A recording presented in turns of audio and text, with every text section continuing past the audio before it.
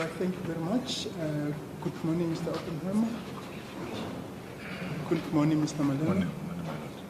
Right, we're going to proceed with the cross-examination. Mr. Malema, you're still under oath. Yes. But just to remind both counsel of our discussion yesterday, that you're going to try as much as you can to keep to what's in the pleaded case. And that, as I understand, the question of the singing of the song or the chanting of the statements, and the whole issue of the impact of that statement, so that we can save time. And Mr. Malema, if I can just indicate to you, I've agreed with counsel that I will intervene where I find that the answers go outside, and even the question asked calls on you to comment on things that are outside the pleaded case. Thank you very much. We will proceed. I'd like to start off by interrogating some of the things that you said yesterday on cross-examination. So we had a brief discussion about the EFF's views on xenophobia and on the employment of South Africans and non-South Africans. So I'm going to just put to you what you said, and you can clarify if I'm correct, but I want to make sure we're on the same page of what the party's position is.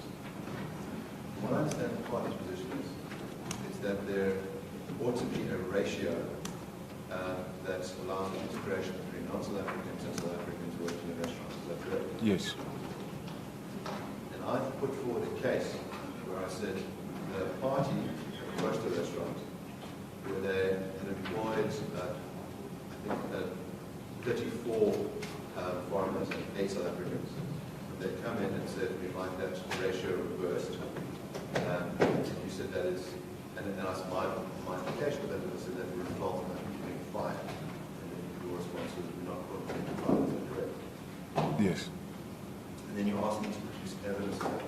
That's what I intend on doing now. I can ask my attorney to then show this video.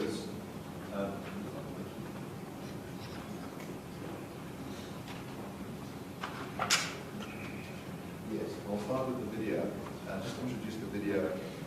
The video is from EFF Tshwane. This is actually Ocean Baskets in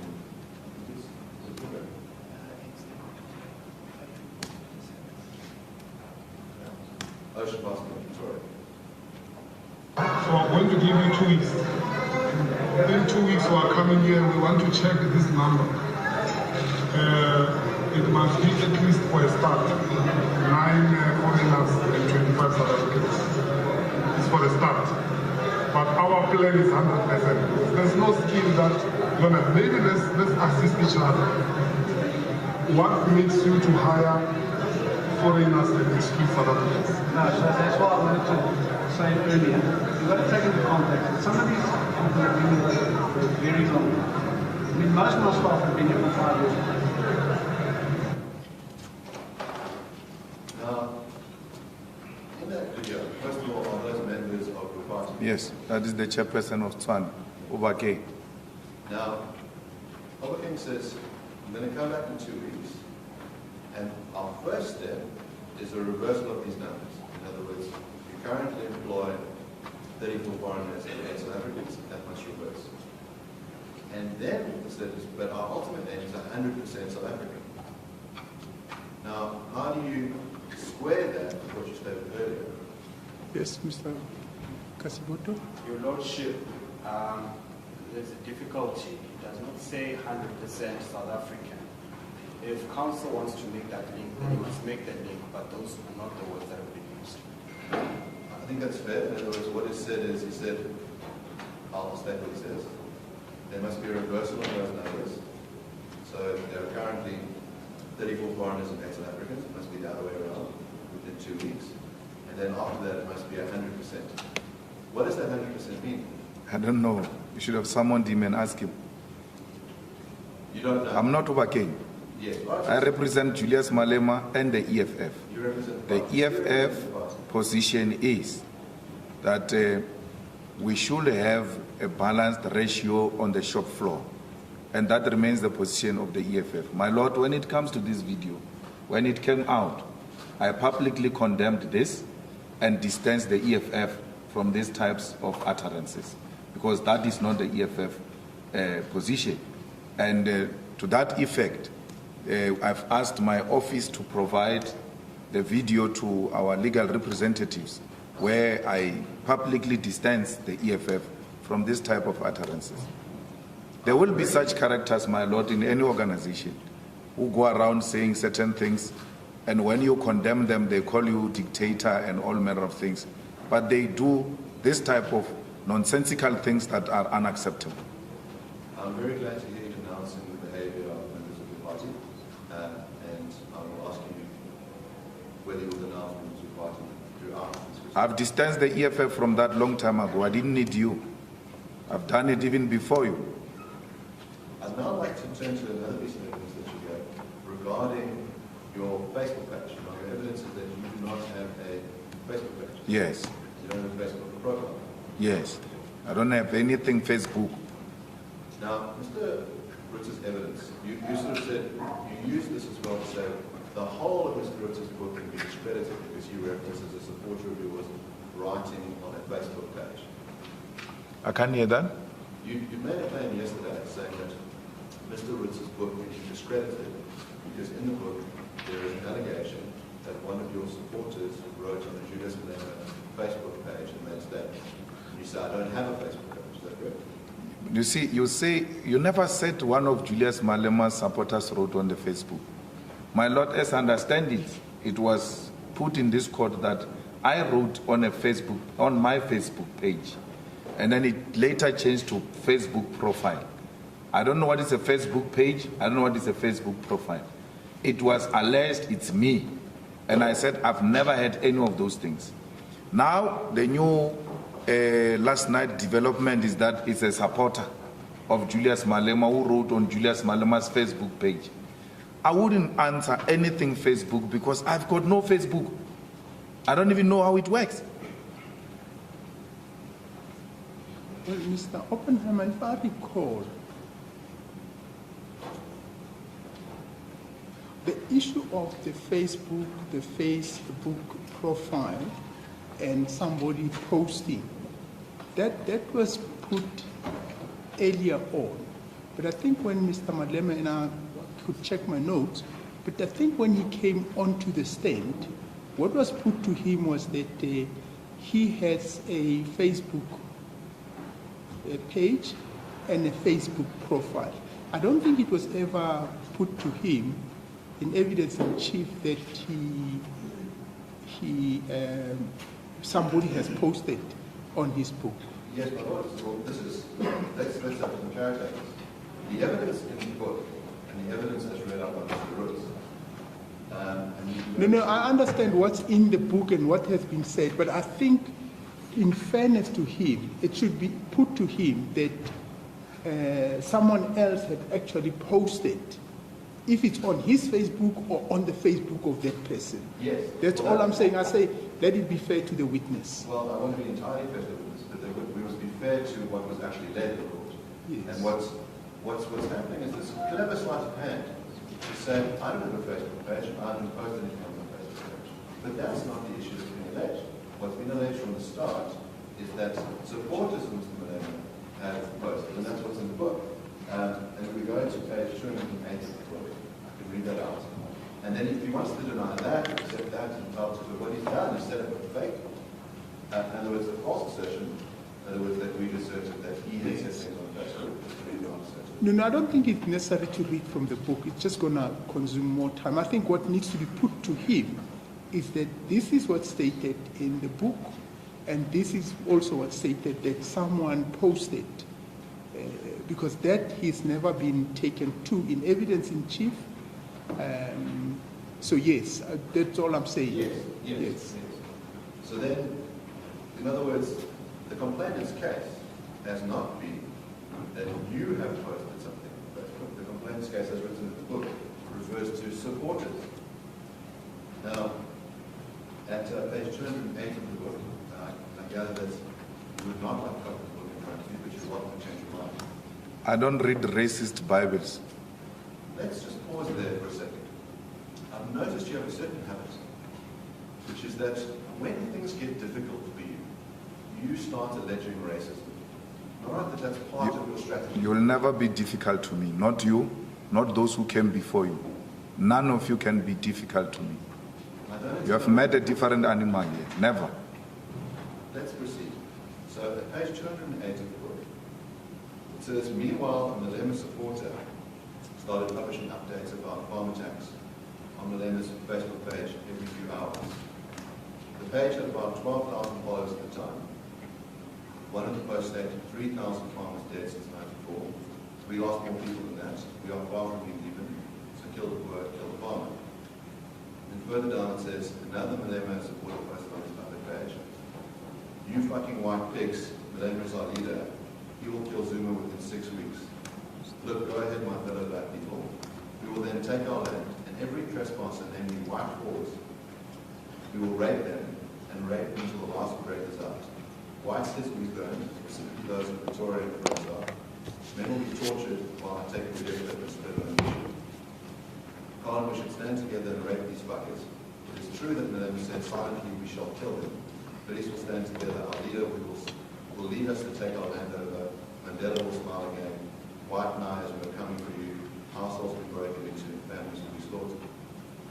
Now the nature of this statement is posted on your page. Now, after this is put on the screen. This is Facebook. This is a number of supporter pages that have been made. Is that correct? I must say what? Those are supporter pages on Facebook. I don't know how Facebook work. I don't know if these are supporters or these are Facebookers or what. I don't know. So let me ask you this. These comments are made on one of these pages. Not religion that you own the page, that you control the page. But will you denounce these statements? What if these comments are written by Roots? Written what? What if they are written by Roots? What if these comments are written by Roots, my Lord? Because Facebook, like any other social media pages, you can develop a fake account and spread hatred and lies. Now you are subjecting this court and all of us to rumor mongering and gossip that derives from one, my Lord, a Facebook account of Julius Malema. We can sit here confidently because they've not led any evidence to prove that is my page. One, you are being made to sit here to discuss comments on a fake Facebook account. That is discrediting this court and ridiculing this court. To come here with an account that is not confirmed, that it's an authentic account, and subject this court to discuss comments passed on a fake account. That is undermining all of us. Sorry, Councillor. Your Lordship, and I'm sorry I interrupted you. I thought you were done. I apologize, Mr. Malema. Again, in fairness to the witness, there can't be a shifting of what the facts are for convenience. The assertion by counsel for the complainant is that there is no allegation that you own Facebook. That's of course not true. Because if you read page 208 again, it says, meanwhile, a Malema supporter started publishing updates about farm attacks on Malema's Facebook page every few hours. Now, assuming that was a mistake, the assertion is repeated on the same page. Another Malema supporter posted on his public page. Now, we're clear that's the positive assertion. I then crossed Mr. N's roots on this. And then he does a shift, these nuanced shifts that are fundamental. He then says, I did not exclude the possibility that he does not have Facebook. But on a cold reading of this text, it's a firm assertion. So in fairness to the witness, the version that has been presented in evidence in chief must be put to the witness. It can't chop and change for convenience. If that's the assertion, they must stick to that assertion. It can't now be, well, that's not their version. That's exactly the version. It's very simple, my Lord. What we've shown on the screen is Facebook, the website, and there are a number of pages that say Julius Malema on them. The witness has said he doesn't run those pages, doesn't run those pages. The question I've put to him is a very simple one.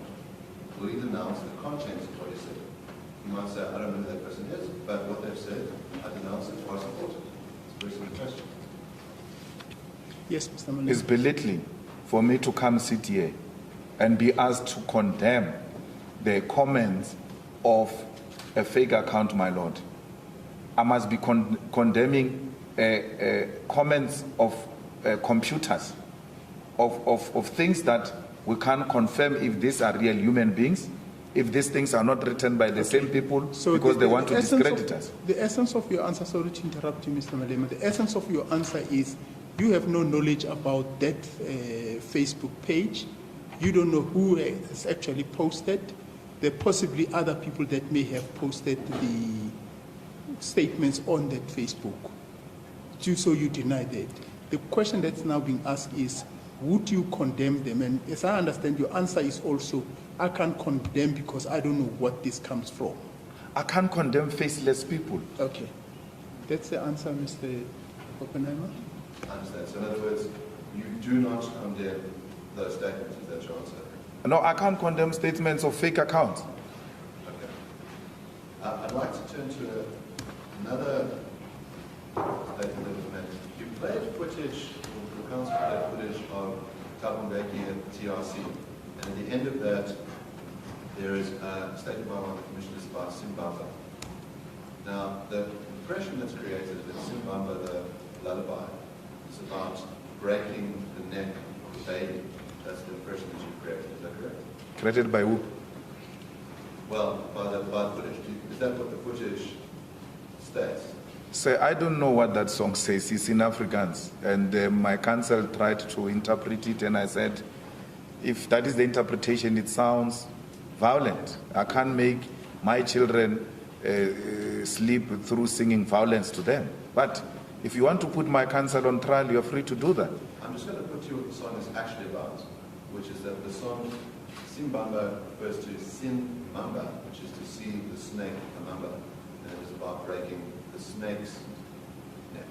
It's not about breaking babies. I just want to put that to you. As learned colleagues, you can have that discussion over tea. I didn't make those utterances. Then I showed you a video of people wearing EFF regalia at Senegal, Yes. singing the terms, kill the book. And I asked you, are they EFF members? And you said, I don't know. I haven't checked their cards. Is that correct? Yes, sir. You see, there's members, there's supporters, there's voters. These three are different categories of people. But in Senegal, you run a risk, I said to my Lord, of saying this guy who's wearing black and all of that, he's a member of the EFF.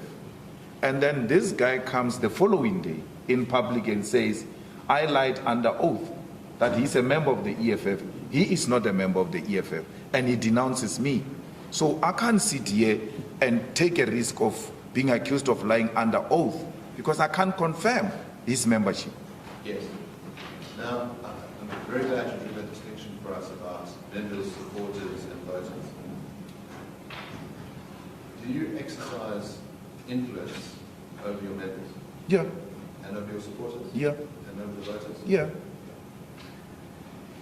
Now, outside of this court, are there members that are outside this court? Yes. Are they supporters as well? Absolutely. And I assume they're also voters? Yes. Now, I'd like to show you a video of those members, supporters, and voters outside of this court.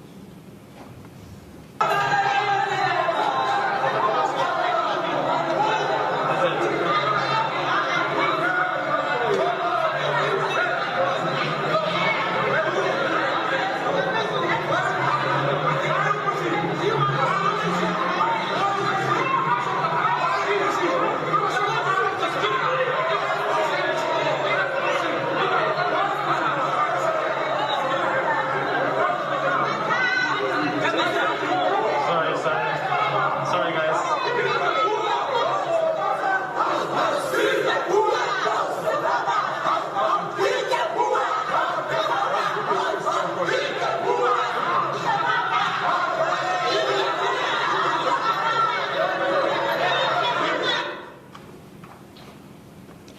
Yes, Mr. Kaisu.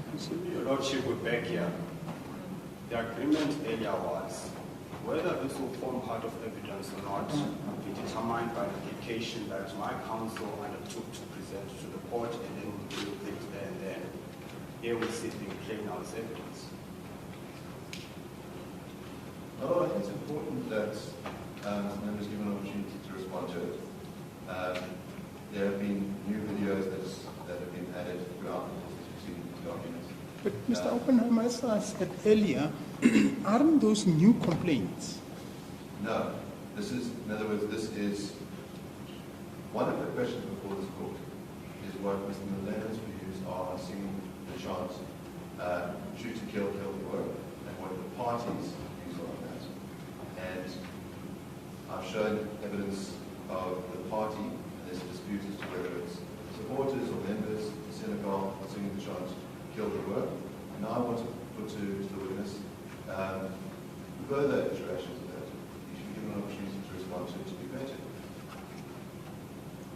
I'm not sure, because I say it seems to me, and we've dealt with this complaint earlier. If I recall, unless it's a different video, they complained that members of the Afriforum were blocked as they were exiting the gate, and the whole issue that led to the issue of contempt. As I saw those two complaints, they were contemporary complaints and not complaints that falls within the pleaded case. And if we go that route, it means I will then have to take that evidence into account. And the question is that evidence properly before the court? I then ruled that for that evidence to be properly before the court, you need to bring an application so that I can then consider whether that would be properly to be considered. And until then, I'm not sure whether it's proper to then put that evidence before this court, because whichever way you go, as soon as you start cross-examining the witness on that video, that means that evidence is now before this court. And this court's mind may be influenced by what then gets presented. And that may fall short of the proper evaluation of evidence. Well, I would put it this way, that the video is used in two different ways. The video is used partly to ensure that proceedings in this matter are run peacefully. In other words, that all members of the legal team should be able to access the court freely in and out. That was the first reason for the evidence being shown, and so that ruling on that could be attacked. The second was to say, this is evidence of the party singing the song in this piece, and it must form part of this court's record. Now, an application can be brought, and the question as to whether that evidence should be considered by this court can be determined argument. Now, at this juncture, in other words, what this court could do is, in argument, make a finding as to whether this evidence ought to be excluded. And there are evidence response to it also be excluded. But the opportunity is now given to witness to respond to it, and that the court can listen to its mind of it in the event that it finds that that evidence is inappropriate. Yes. Mr. Kasiboto, why can't this evidence be admitted or be listened to? Let's not say admitted, that's been listened to. Yes. And its value, or whether it gets accepted, be considered at Yes. the end of the case? Well, two reasons, my lord. The first is your directive was that this will not be screened in court for purposes of this trial, because I have not consulted client on this. Now he's put in a position where he's asked to comment on something he has not had the benefit of consulting with client on. And then your ruling, your lordship, was, for that reason, the fundamental right, constitutional right, that client is entitled to engage with counsel on the subject matter before he's put on the stand on it. So I'm simply saying I'm just going by the ruling. Well, the ruling, Mr. Kasiboto, if I recall, deals with the issue of the people who are appearing on the video. Yes.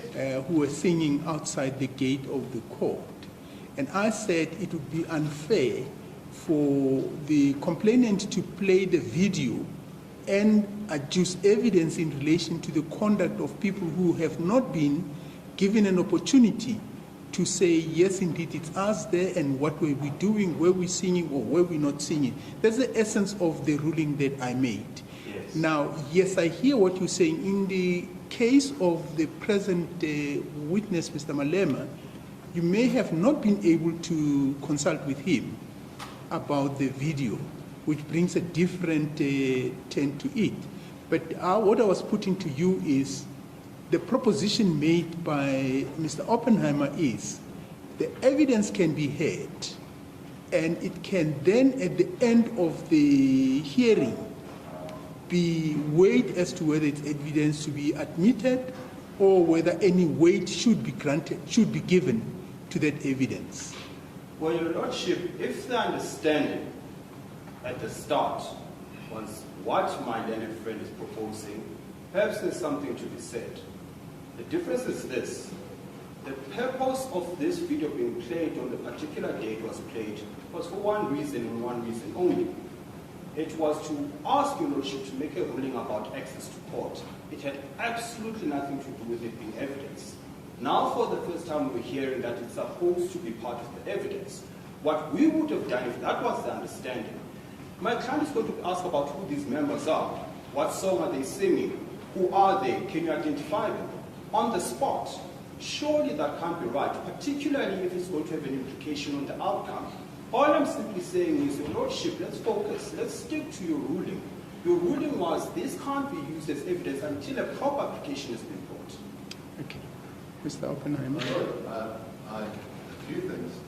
The one is, my friend says, this is a surprise to us that this evidence was used. It was the complainant's case that there were two reasons. One is the proceeding, the other one is that it must be viewed as evidence in the case. The second is that an application was brought to determine at the argument stage whether it should be included or not. In other words, the court needs to do something. So, and this video has been provided to the other side from an earlier stage. They've had the opportunity to consult with it. The video has been available to them. But the video was introduced for a different purpose. It was introduced for two purposes. The one was to protect the integrity of these proceedings, and the other one is to show that the party sings the song Kill Voice. And it's nobody can respond to that. I don't intend asking to identify particular members. I'm just going to ask him to respond to. Well, let me ask this question. This video, was it ever discovered? Yes. In terms of the pleadings Well, at the beginning of this trial? well, it's not possible because, in other words, it's a Well, case during that's the trial. point I'm trying to get to in trying to evaluate what approach one should adopt. If it wasn't discovered and it was introduced for those two purposes that you referred to, it was then allowed to be played in the court on the basis and the understanding that there was a problem that this court needed to attend to, which was members of Afriforum were or their movement and access to the court was being interfered with by members of the EFF. That was the real purpose for which it was introduced. But again, I go back to the ruling I made to say this video can only be entertained to be included in the main case once a proper application has been put before the court. Now, until that happens, or until that ruling is set aside, that ruling stands, that this video should not be used until the court has applied its mind as to its admission into the main case. I've got a time class. Pretty much to page 18 of the complainant's file.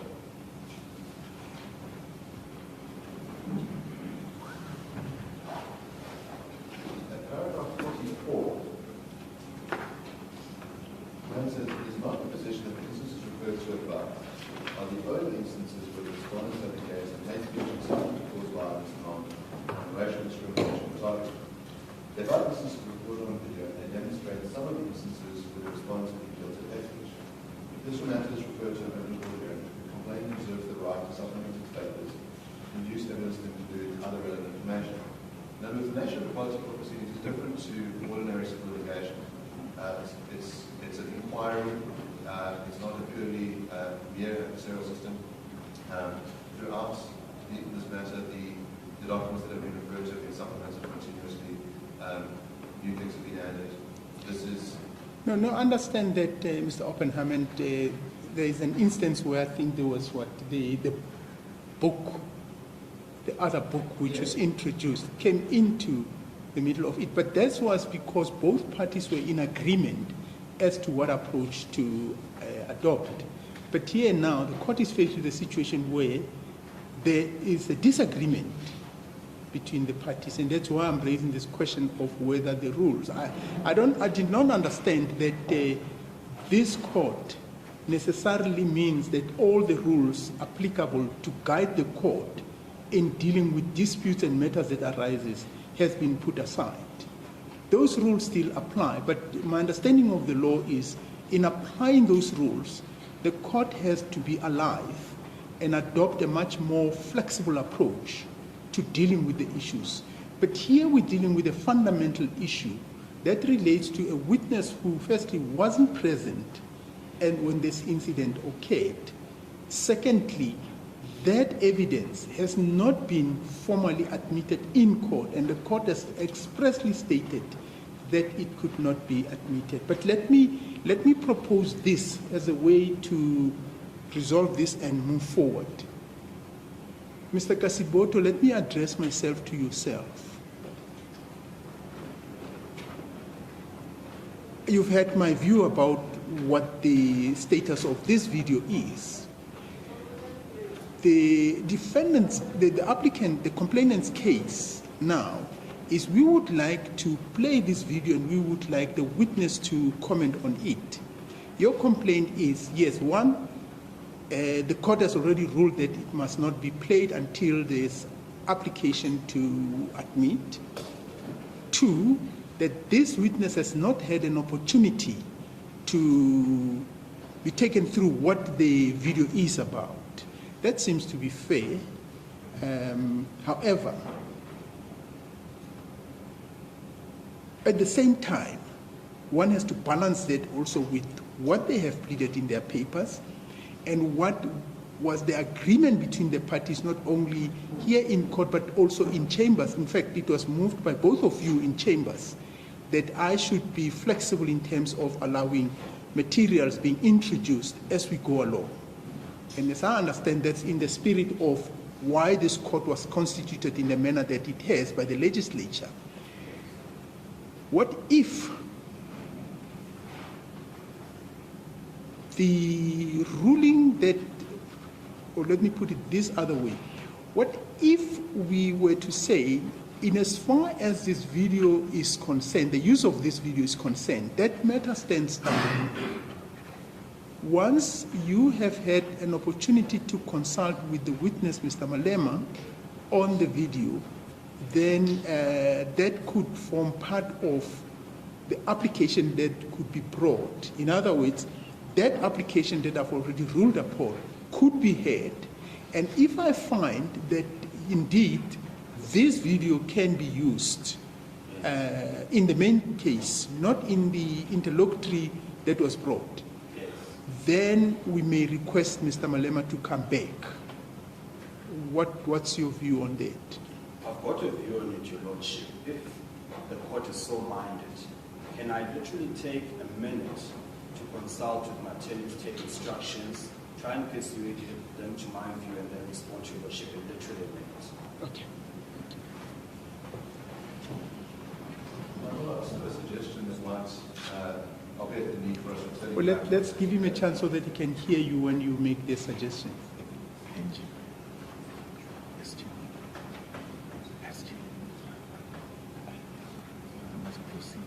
Let's proceed. Yes. Let's proceed. Your Lordship, I've taken instructions from my attorneys. My initial view was I have no issue with the video being played, precisely because, well, the client has testified to it. Sorry, Richard. Yes. So the position is this, Your Lordship. We are happy for the video to be played, subject, of course, to what you said. and I've just been told now that client's view is that it should be played. But my proposal is this, and of course I'm supposed to have no instruction, but my advice to him now is, let's be allowed an opportunity to view the video perhaps at tea time, go over it, have a discussion, and only after tea time we'll be allowed to comment on it, not at this stage. Yes. Of course, Mr. Oppenheimer, that then comes to another issue of granting them permission to consult with Mr. Malema, because Mr. Malema is now a witness of the court. Well, I think that's a very fair solution, and that, in other words, the consultation is constrained to that, in other words, That particular issue. And it means we can proceed. I will pause this question until after tea. They can have an opportunity to consult and talk about it. I think that's fair. My other friend has also asked, send me a video this morning which you would like to show to Mr. Malema in a sort of form of evidence in chief. And I thought that the appropriate juncture to do that would be after cross-examination, that the friend can ask the court if you can read that evidence in chief, that if the court allows it, that I will make a cross-examination, and then on a continued re-examination. But isn't that complicating things? Because now you cross-examine him on a video which is being contested. They then consult. By that time, water would have long been under the bridge. We know what re-examination means. Re-examination is simply to clarify. Yes. Although quite often in this court, practitioners tend to just abuse that privilege or right. They then go into like it's now beginning the case from the beginning. But the principles of re-examination is basically clarify what may have been raised. So what it means in relation to this video, you're taking away their right of leading evidence and making sure that their client understands what the purpose and the issues raised in the video is. So I just think maybe the best would be that if you can hold back your question on this aspect, that at tea break we allow them to look at the video, and then with the rider that they're given permission to consult with their client on this specific issue only. They are only given permission to deal with the video. And I want to emphasize, because the last time we issued the ruling, and there's a problem with the oral ruling sometimes, is that the purpose of consulting with Mr. Malema while sitting as a witness, it's only limited to the video of what happened on, was it on Tuesday or Wednesday? Sorry? It was the 9th. The 9th, yes. What happened on the 9th at the entrance of the gate of the court, that would be only limited to that. Maybe if you can assist your lordship, if Yes. you don't mind. I've been overruled by my client. He's happy for the video to be played now, Yes. to be questioned on it now. The second aspect is this, your lordship, without wasting your time on the issue that was raised by my learned friend is the second point, which is the video we intend to play. And we absolutely agree with your lordship. Our proposal to my learned friend was this. It would only be appropriate that by the time I come for re-examination, I would have let evidence on that video if my learned friend allows me to play the video. And then as part of this cross-examination, it can cross-examine on that aspect, and then I come after as a re-examination. So my proposal is this. This video is played, he's questioned on it, I will re-examine, despite me not being allowed to lead evidence, or rather to take him through it. And then dealing with the second video, then perhaps before he continues with the cross-examination, we deal with our video. Yes, but Mr. Kasiboto and also Mr. Oppenheimer, what are the consequences of that in relation to the earlier ruling and a position you had taken earlier? Yes. Because it must have a bearing on that. Well, your lordship, Or maybe I should leave the two of you to go and confide and come back to me and say this is what should happen. We know even in court order, parties can agree to abandon. yes. Well, your lordship, as I understand it, my client is happy for you to overturn the ruling in relation to this video, if my learned friend is so minded as well. mean, of course, with the proviso that I'll be allowed to re-examine him on it. Okay, let me make sure I understand, because this video has got two implications. There's the first implication, or the contention that you had put on earlier, where you said a formal application needs to be brought for the admission of this, the evidence on this video into the main case. And the court made a ruling on that. Now, what I'm saying is, from what now appears to be a common approach, is that it can be presented, cross-examined on it, you will then re-examine. My question was, what's the consequence of that to the earlier ruling?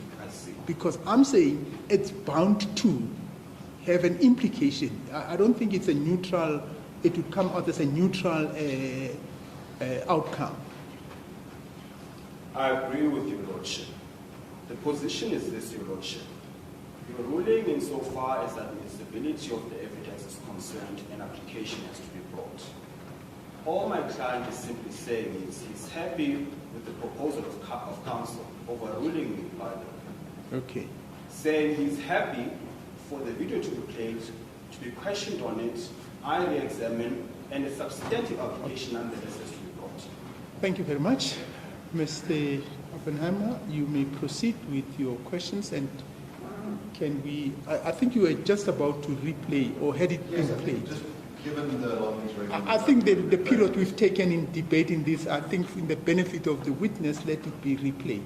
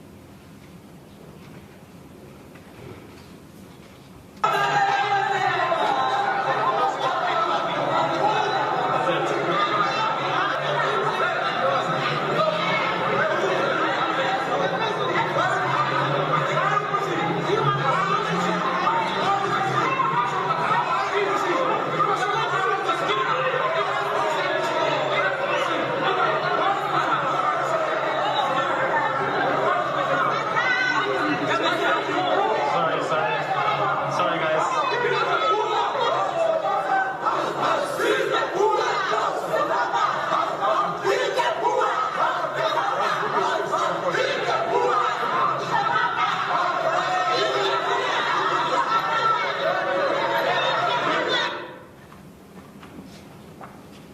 Bob.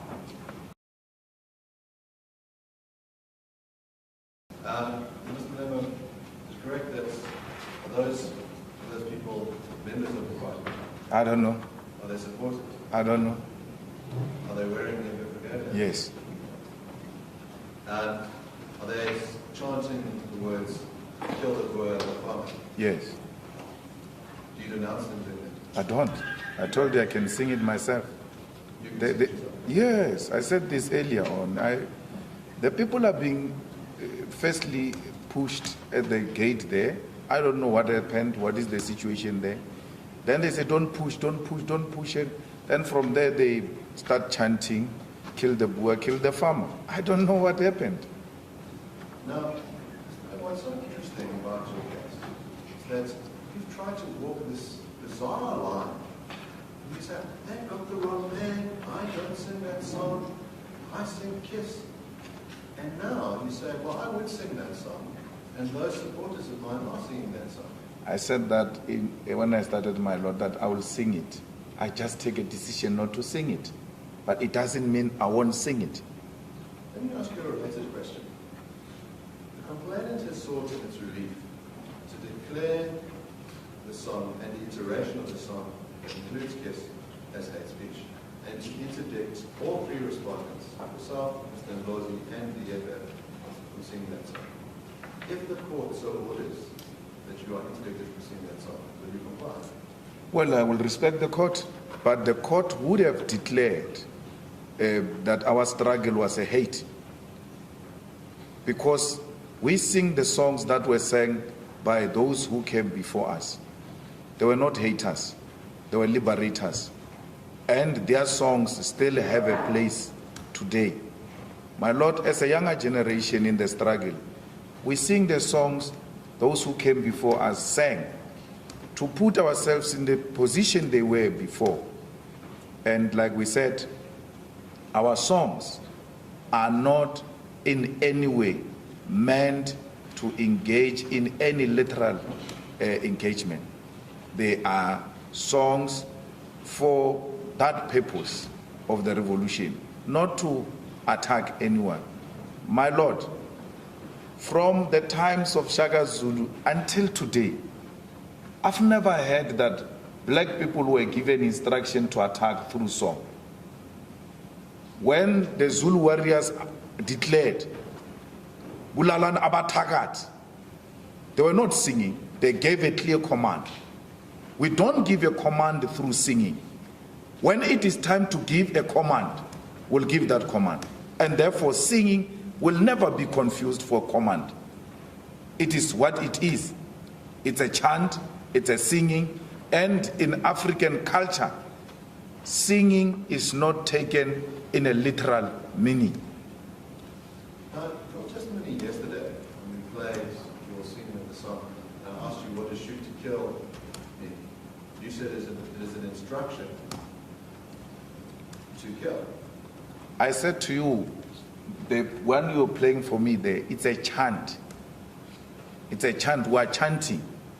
And when we give a command, we don't give a command through a song. Those who are responsible for different battalions and detachment will be given that responsibility to give a command. When O.R. Tambo said in the early 80s, render South Africa ungovernable and unworkable, the youth of South Africa throughout the 80s responded to that. He didn't do that through song. He gave a clear command through the January 8 statement of the ANC, which has always been regarded as Mkombandlela, where the president gives command of what's going to happen that year. I put it to you that people that listen to songs can understand the meaning of those songs and they can receive them as commands. At least I can speak for Africans, my Lord. Africans don't get command through song. We've always had warriors who led wars of dispossession. We've had our leaders who went underground, who were militarily trained. Never did O.R. or Nelson or Thabo Mbeki or anyone who came after them and before gave an instruction through song. The ANC January 8 statement, my Lord, became popular because that's where command was always given, not the song.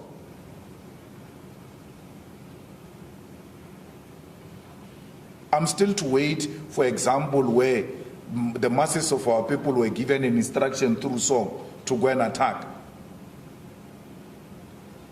Now, I'd like to give you a couple of cases where the words in that song have been used for attacks.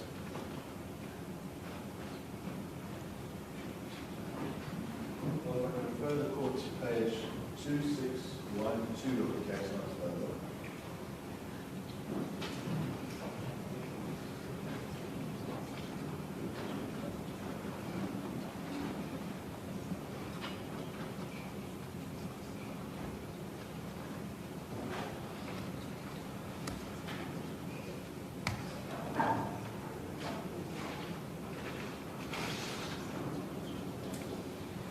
So he said 261. 2612, 2612.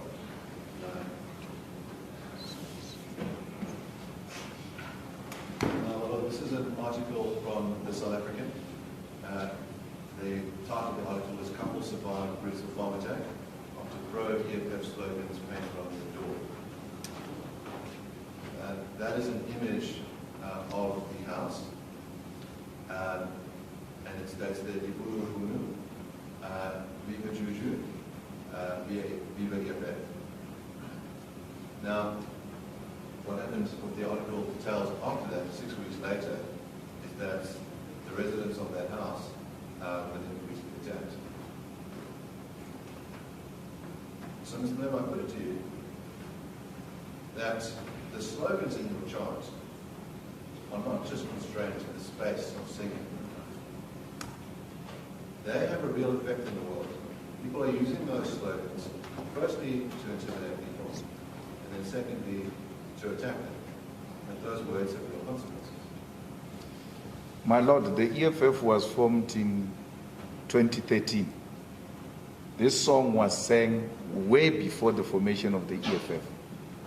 And to say people are being killed because of an EFF song, as if this is in the founding manifesto of the EFF, it's bizarre. It's the claim, this is the interesting thing that you do, is you try and create a straw man to say it's not our song. We didn't write this song. Peter McCarver sang this song. But you sing it now. Yes. You have embraced the song. It's part of your But you call it EFF song. Is it not an EFF song? It's a struggle song.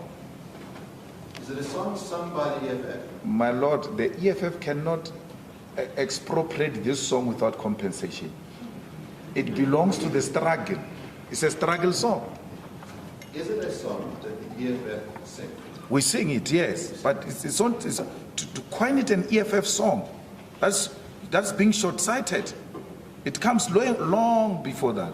But secondly, my Lord, these things that are painted here in red, firstly, I don't know who painted them. Secondly, I don't know if this is a pro-EFF supporter. What if it's Roots who painted these things? Because there is competition amongst white farmers. So it can't be entirely correct. What if the perpetrator and the murderer used this to divert attention from the actual suspect so that police are following the wrong lead? You are a lawyer. Please do better than that. That sounds incredibly conspiratorial. In other words, if we are faced with two options, the one option is that someone who says Viva Malema and Viva Juju, referring to you, and uses words sung by the EFF, intends to intimidate and harm white farmers. And the other one is a conspiratorial view that Ernst Ritz himself is painting on these walls in order to try and set you up. I would say that is an entirely improbable view. You are using wrong words as a lawyer. You must be clever than that. I'm saying not to set me up. I'm saying to divert the possible direction of investigation. So you kill my Lord and then you drop an EFF t-shirt so that the natural suspect should be the EFF while the real perpetrator is free because he diverted you. We don't know if the court in this case where people were killed arrived at a conclusion that indeed these were EFF people. We don't know that these people were caught and they're EFF members. We are shown an article here with a picture which we don't know where it was taken. We don't know if it's real. So it can't be correct that because it's written EFF, automatically it means EFF. The enemies of the EFF can also do that. I told you of agent provocateurs, which existed even during the time of the struggle. I'll ask you a couple of simple questions. Would you, let's be agnostic as to whether an EFF person wrote that on that wall. Would you denounce that? Would you say that an EFF person ought not to write that on people's walls? Any EFF person who kills anyone is a murderer and therefore must be condemned and be dealt with through the laws of South Africa. So whether he wrote EFF and killed a farmer or a black person, he's a murderer. And his actions will not be inspired by the revolution, but by criminality. Now, I'm glad to hear you say that you've denounced the murder. But I asked you a different question. question was, if an EFF member were to write that on someone's walls, which are Ibulu Bulu, Viva Malema, Viva Juju, would you denounce the act of writing on walls from an EFF member? I denounce everyone who kill people, and that includes EFF members. I'm asking about the act of writing. In other Which words, one? Spraying that graffiti on someone's property. Do you denounce that action? I'm not asking about the killing. Denouncing graffiti what? Yes, would you denounce a member of the EFF putting graffiti on someone's house that says Ibulu Bulu, Viva Juju, Viva Malema? No, I won't. You wouldn't denounce it? No. Yeah. Graffiti is part of the struggle. We used it a lot. I'm not sure whether the witness follows the question. Mr. Malema, the question is, you asked about condemning the murder. Yes. The second part of the question is, if that same person who had murdered would go out and do graffiti or write on the walls, the EFF, what would be your attitude on that? The person who committed murder Yes. goes out to write that. Yes. No, we won't be associated with that. We'll condemn that. Because we are no party of murderers. And we don't want supporters who are murderers. And the second part of your answer was that you would not condemn the person who uses graffiti. Is that correct? Yes, not the one who committed murder, my lord, so that we are at one. Yeah. If a person uses graffiti, we used graffiti throughout the struggle. Well, Mr. Oppenheimer, maybe my intervention may cause confusion. I think you need to make it clear. Are you saying the use of graffiti in general, or the use of graffiti in this specific case where the murderer, after killing or before killing, he uses graffiti? No. Yeah, to be fair to the witness, in other words, I understand his testimony to be as follows, which is that he condemns any member of the EFF who works before the killing. They would condemn that. I'm not asking about this person. In other words, if the person, because in other words, this is a debate as to who the graffiti there. I'm asking about the mere act of the graffiti, untied from the killing. And I understand So the general graffiti. Yes. Okay. Yes. Well, then I think, Mr. Malema, the question, I explained it to you as though it's the same person who was killed and then leaves graffiti to misdirect the investigation, as you say. The question now is, do you condemn EFF members that goes around in writing EFF on the walls or on other properties? No, we don't condemn that. Graffiti is part of the struggle, my lord. It has always been. We grew up everywhere. We found Release Mandela painted everywhere, on the walls, on the pavements, on bridges. In 1994 and beyond, now is the time, vote ANC, Azapo, all of us, we used graffiti and we still do. Is there a difference between saying Release Mandela and writing graffiti Tibulu Bulu, translated to kill the Boer? Is there a difference? There's no difference here. It's the same. We actually sang both. We sang Release Mandela, followed by Kill the Boer, Kill the Farmer. Togetherness. Same WhatsApp group. I'd like to refer you to another case. It's at page 54 of the book. I'll read it out to you. And it is referenced to a particular newspaper article. Just to be fair, it's worth the correct article.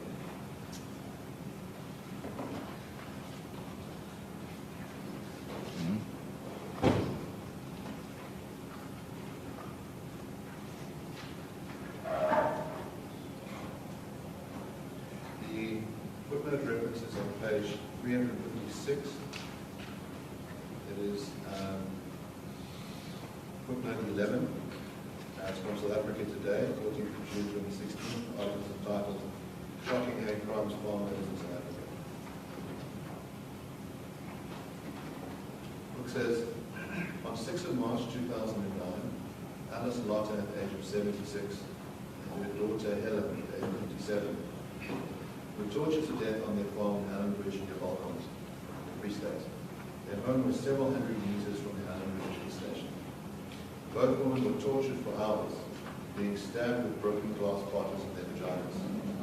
One of the women also had her breast cut off while she was still alive.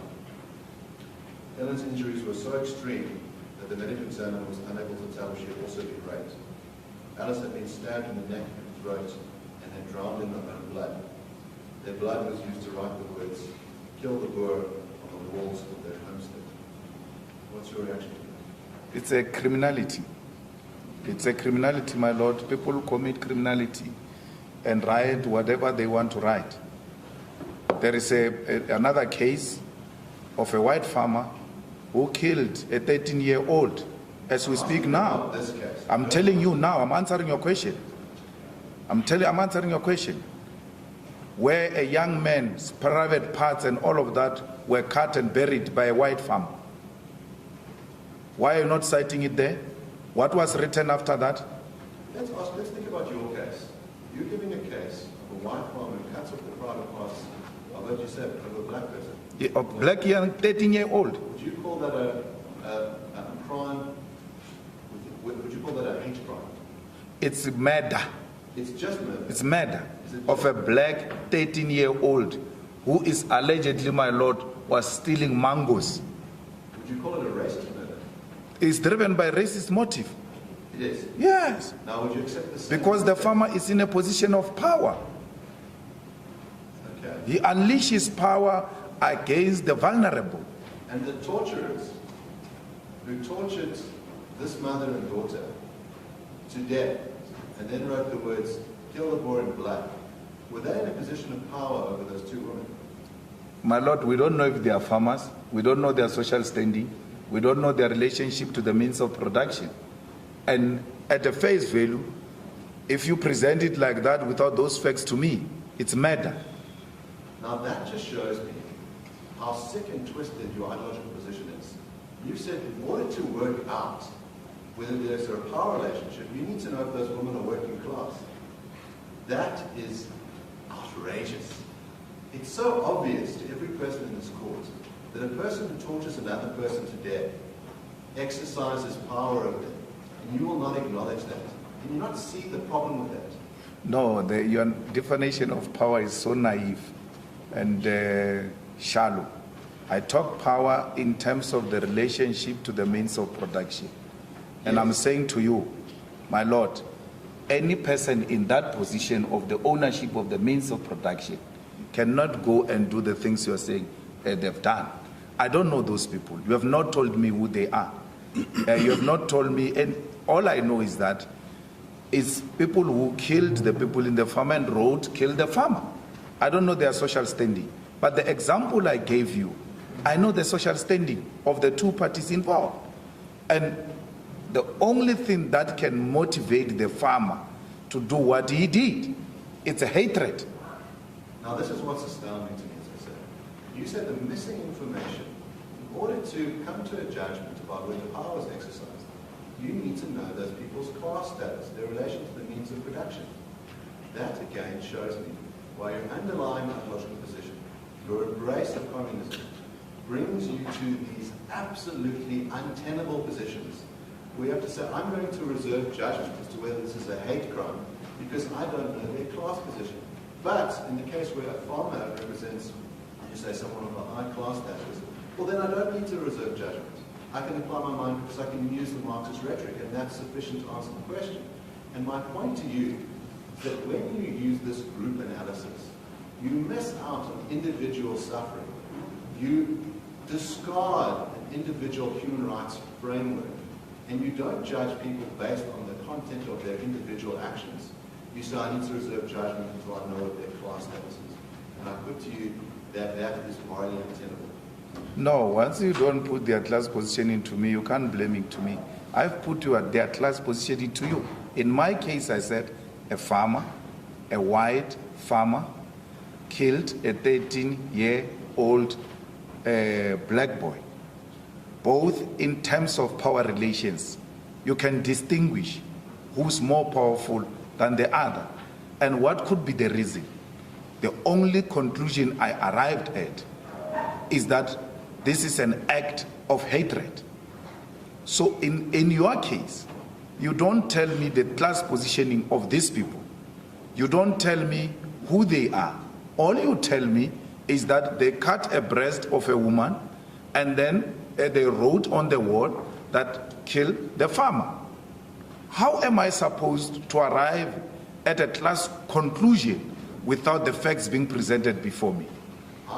That's amazing to me as well, because I would think that any normal human being would be very quick to say, this strikes me as an act of racial hatred. This individual exercised power over the other individual because they tortured them to death. But you say, I can't answer because I don't have the full Marxist analysis. That just shows me what your position is. No. You see, what happens is those guys have committed crime, right? And they are going to be arrested and sent to jail for a very long time in terms of the laws of South Africa. What necessitated that crime, I'm unable to arrive at that conclusion because I don't have facts before me, including the class positioning. The one that acted on a black young boy, despite that he was necessitated by hatred, he too committed crime of murder and shall be dealt with as such. You stated earlier that we should look at speeches if we want to try and get a sense. We should? Speeches. Yeah. Get a sense of what people's positions are. Now, you have a speech that's been played extracts from this court.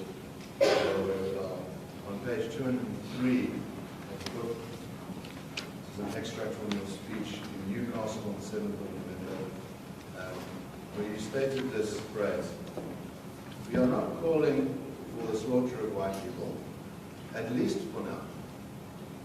Now that qualifier, "at least for now," can you please explain it to us? I can't guarantee the future. I said that earlier. I'm not a prophet. I don't know what's going to happen in the future, and I've gone to town, my Lord. You said we don't have time. I've gone to town to explain why I said the things I said. I said that if things don't change, there will be an unled revolution in South Africa. And that revolution will affect all of us, including myself. And we, the black people who have committed a class suicide and are now staying in the suburbs, are going to be actually the biggest victims, because those who are going to go on an unled revolution are going to attack us and classify us as sellouts who have abandoned them in squalor, in poverty, in the townships. And for as long as there is no clear program to change the patterns of property ownership, we can all be guaranteed we are all going to be in serious trouble. Now, the way the sentence is structured, you say, we are not calling for the slaughter of white people, at least for now. That means at some future date, we may call for the slaughter of white people. Is that correct? Let's deal with that at that future date. I don't know what's going to happen. So you're saying you're not ruling out that in the future you may very well call for the slaughter of white people? It may not be me. Could it be you? It could be me, yes, but it may not be me. Yes, so it could be you. You could, at some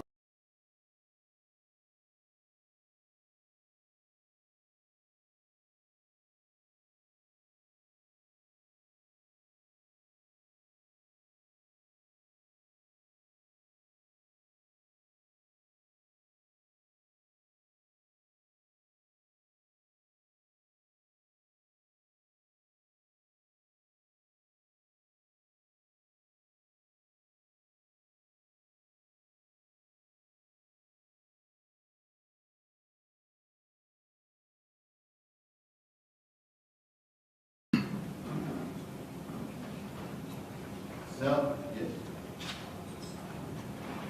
It's page 203.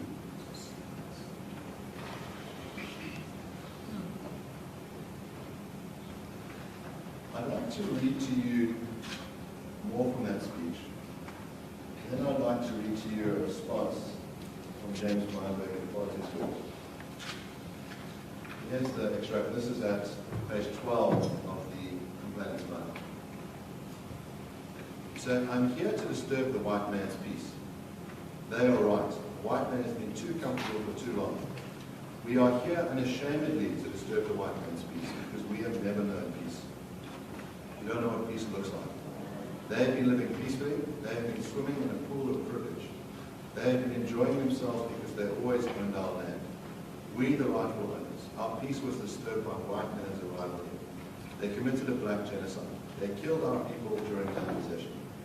Today we are told don't disturb them even when they disturbed our peace. They found peaceful Africans here, they killed them. They slaughtered them like animals. We are not calling for the slaughtering of white people, at least for now. We will not chase white people into the sea, we will give them a portion. That is where you stay. You can't own bigger than us. You are a visitor. Visitors must behave. They must know the land belongs to the people of South Africa, the indigenous people of South Africa. For as long as the land is not in the hands of black people, we remain a conquered nation. We are conquered, we are defeated. 1994 means nothing without the land. Victory will only be victory if the land is restored in the hands of rightful owners.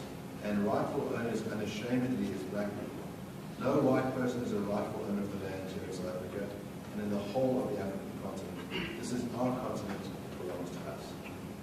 I'm going to read to you James Meyerberg, the editor of Politics Web's discussion on that. And he makes a comparison between what you said and what the Nazi propagandist Joseph Goebbels said. He says, the propaganda of Goebbels and others